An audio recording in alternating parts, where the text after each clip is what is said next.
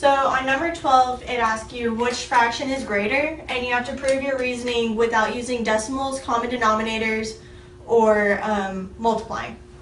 So 4/15 and 2/11, which one is greater? 4/15 is the greater one, and here's my reasoning. So 1/3 of a whole 15th would be 5/15 equals 1/3. So 4/15 is less than 5/15, but only by 1/15.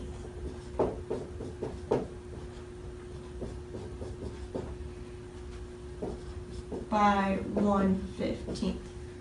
Half of 11/11 would be 5.5 11ths is equal to 1/2.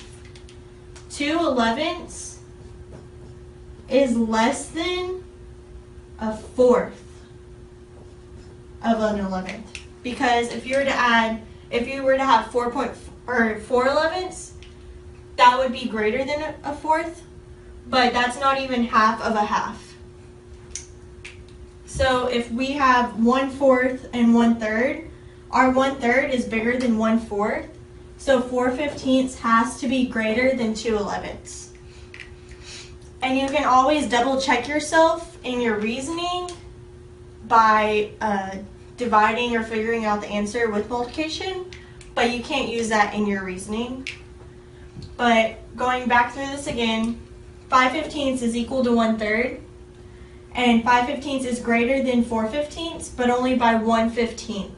So 4/15 is almost 1/3, and 5.5 11ths is 1/2.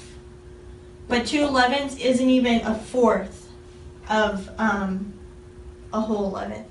So 5/15 has to be, or 4/15 has to be greater than 2/11ths because it's closer to 1/3 than 2/11ths.